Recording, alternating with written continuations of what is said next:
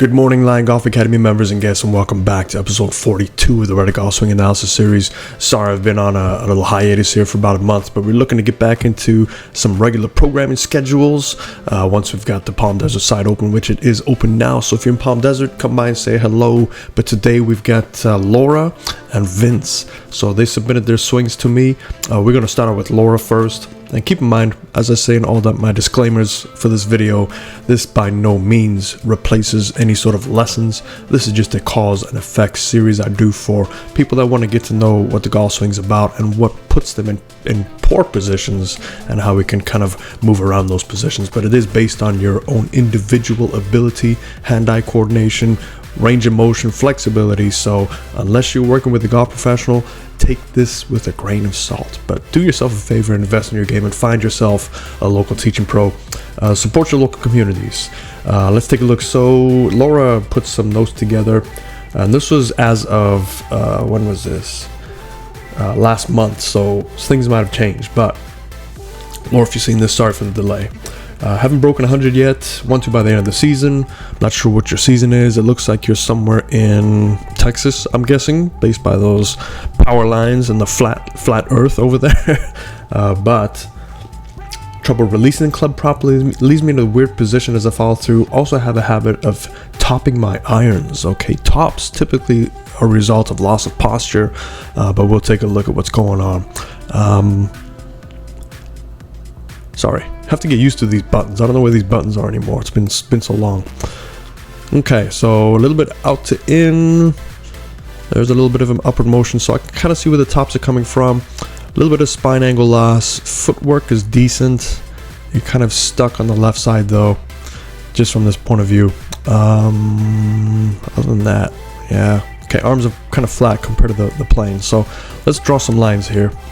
Whoa, where did that line come from?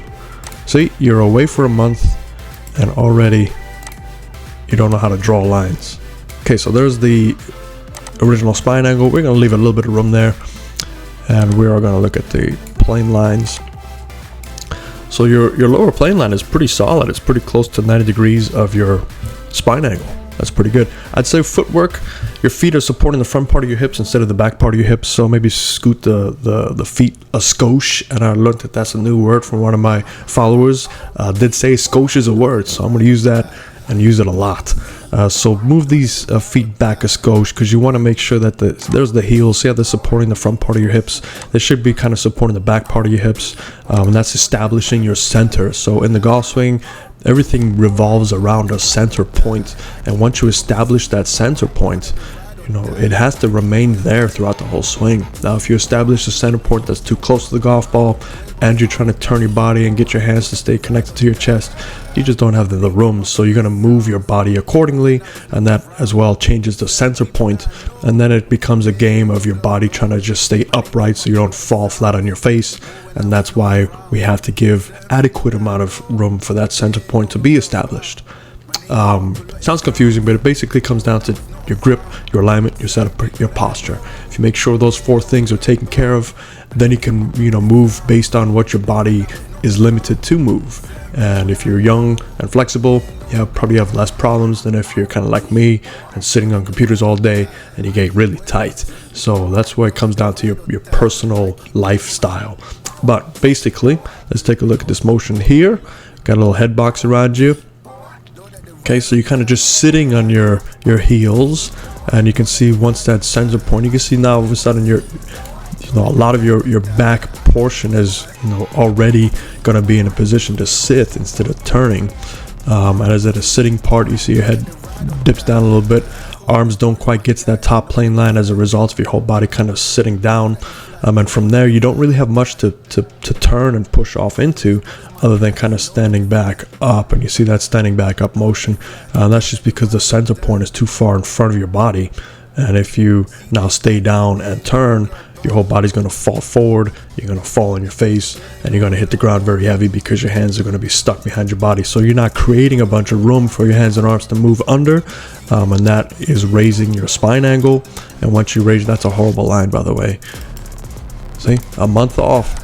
Okay, there's you raising your spine angle, and when you raise your spine angle, obviously your shoulders are connected to your spine. So when you raise your spine angle, your shoulders get higher to the ground, and then arms are connected to your shoulders, hands are connected to your arms, and all of a sudden you top the ball, because unless you have, you know, Gumby-like arms and wrists that can really throw down, sometimes you might, and sometimes you elongate that circle by throwing your arms down and you catch it decent, but that's where your tops are.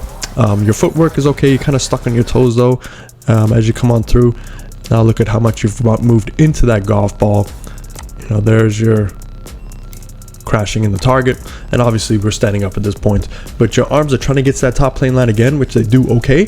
I would say most of your issues lie in your centeredness, getting set up correctly so you can establish that center point and rotate around that center point without moving your body up or down, because it's lacking room, if that makes sense for you. So if it does, let me know. If it doesn't, let me know as well, and I will try and explain it in a little bit more detail, or maybe less detail, so it's easier to understand. Let's take a look at your face on, because I think that's going to be interesting to watch too.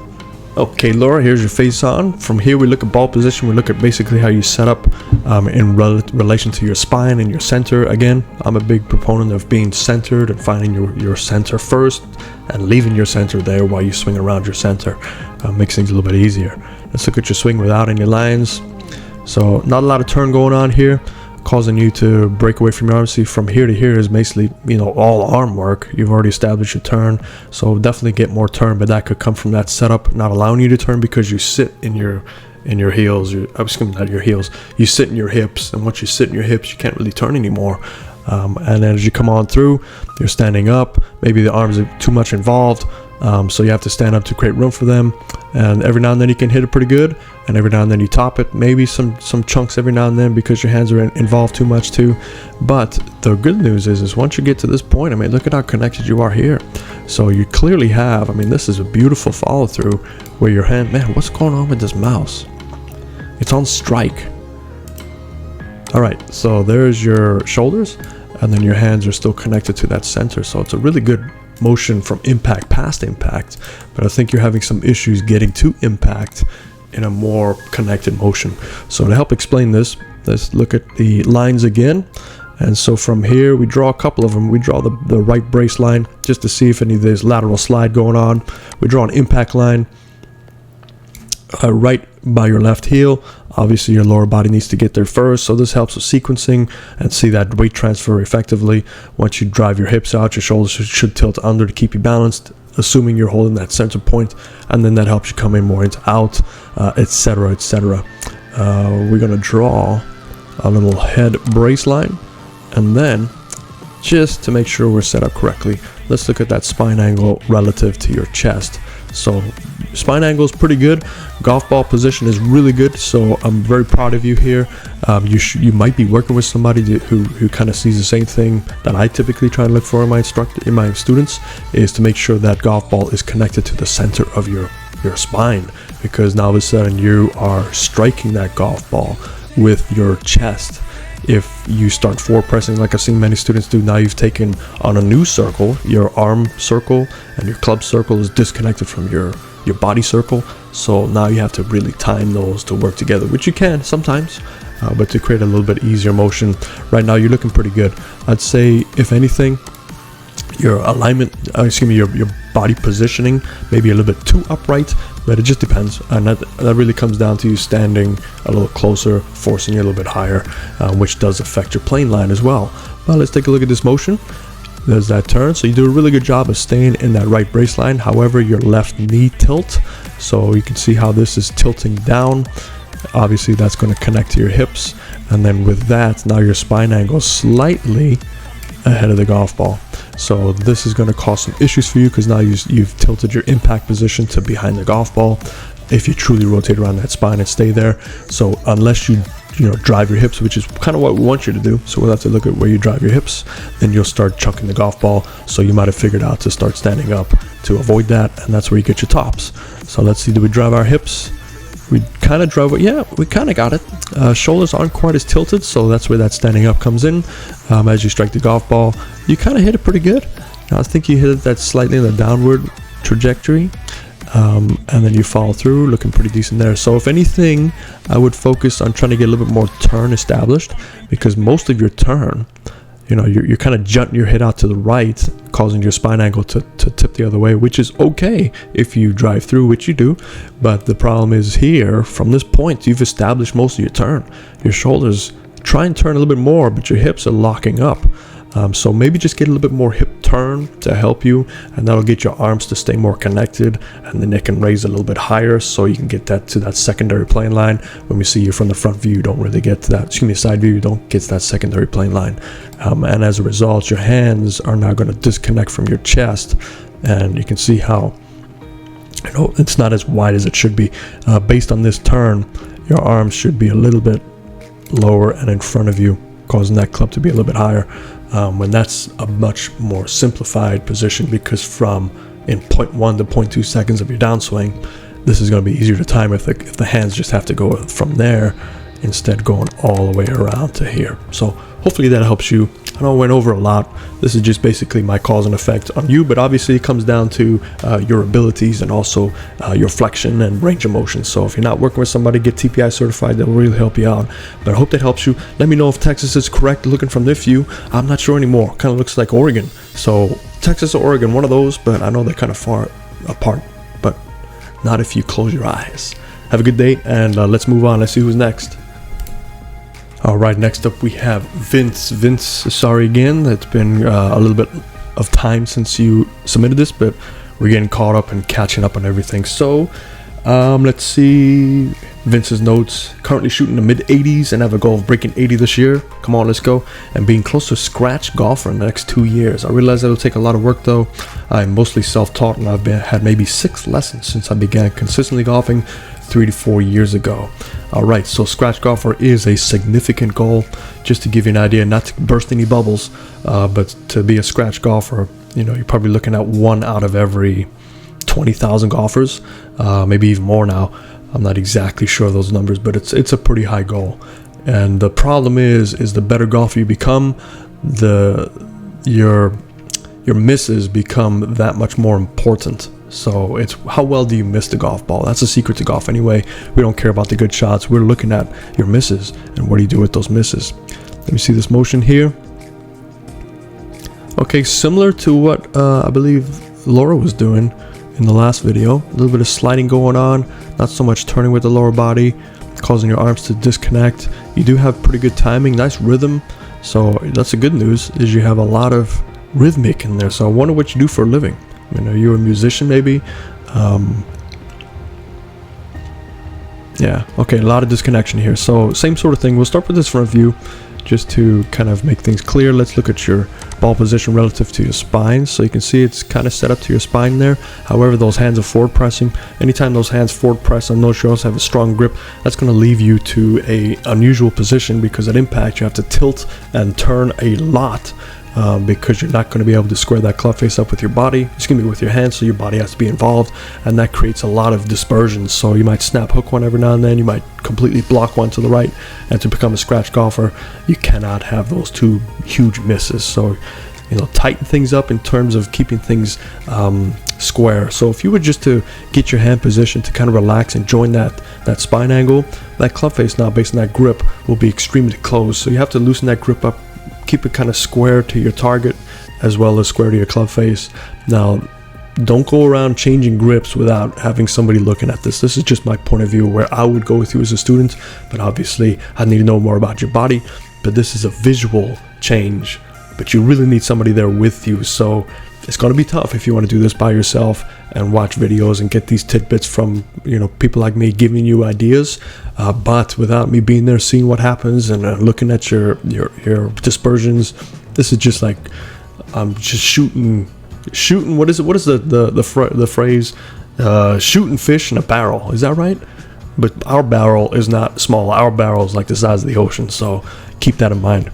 But this is where I would start out with you. I'd get your hands more centered to your connection, which is your center of your body, and then that will really help you at least stay connected to your power.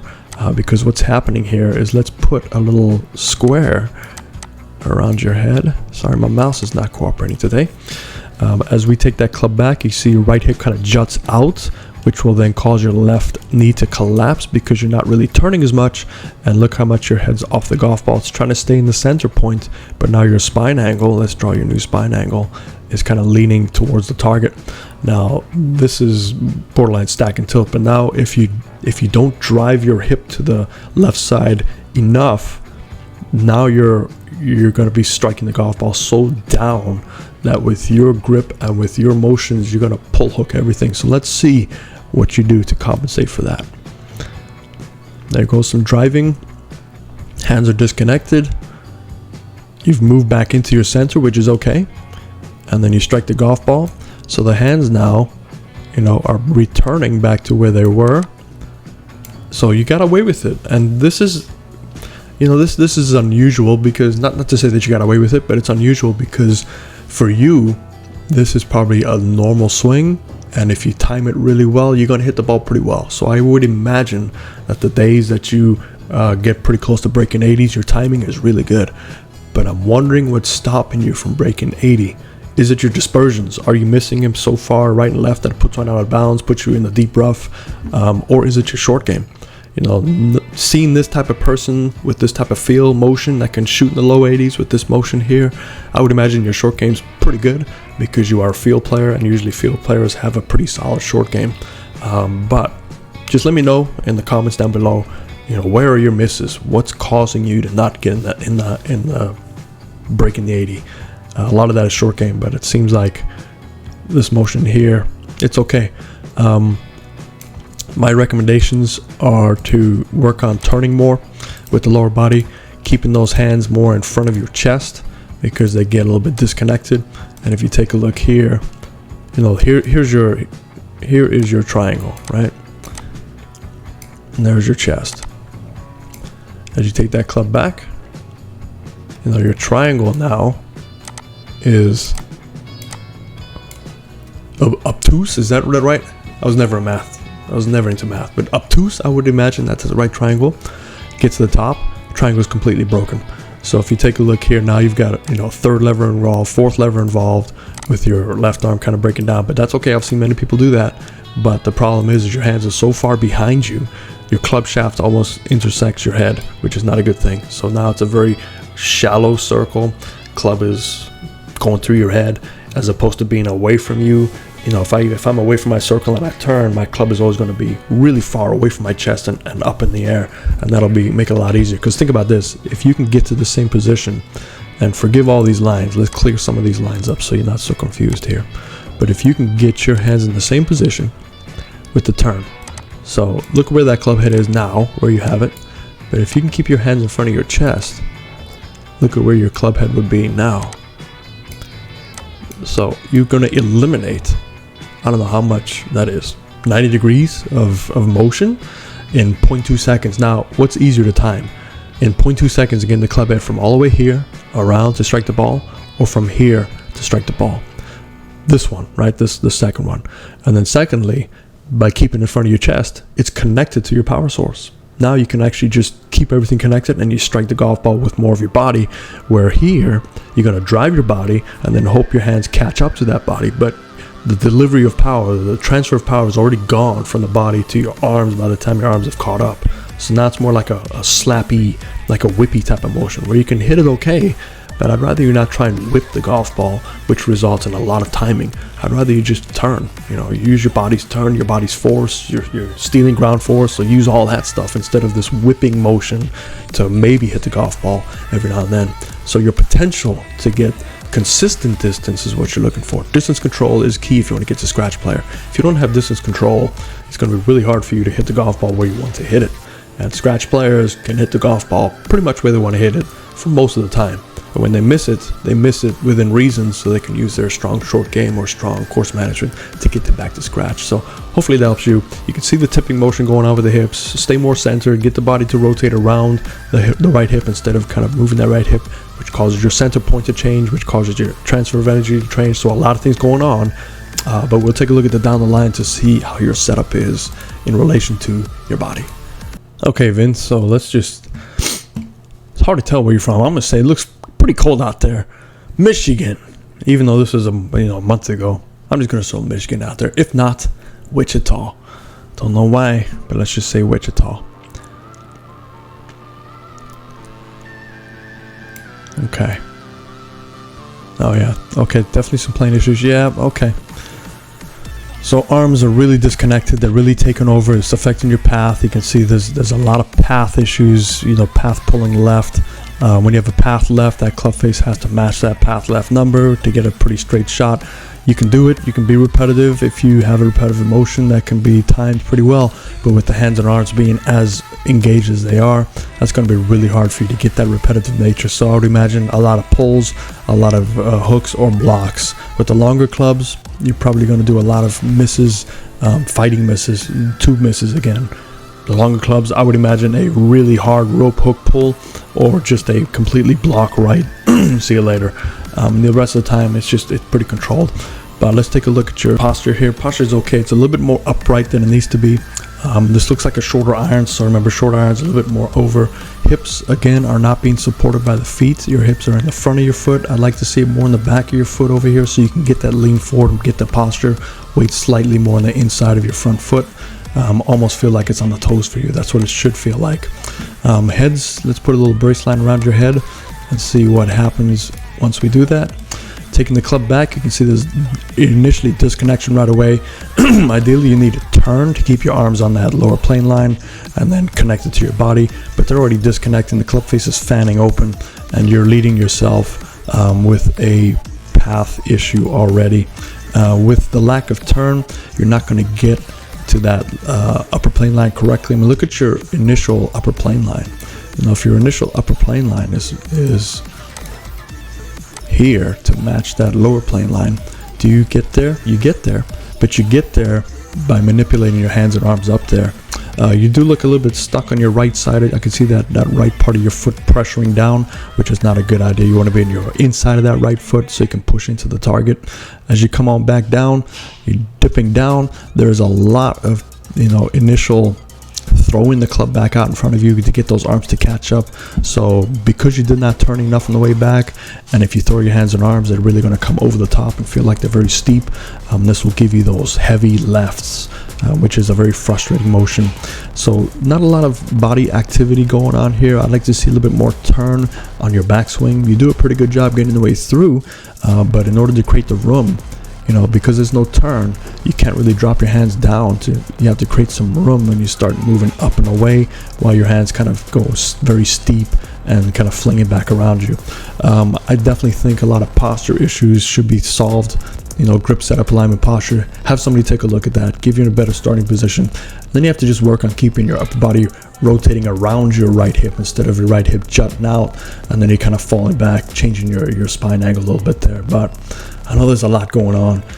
This is the best I could probably do, but if you need some more clarification, let me know in the notes section or the comments section below. And I hope you enjoy this, and let me know if you're from wherever I said you're from. I forgot already. That's how my brain works right now. But other than that, hope you guys have a great day, and we'll see you next time on episode 43. If you know anybody that needs to get an evaluation, information down below. But other than that, fairways and greens.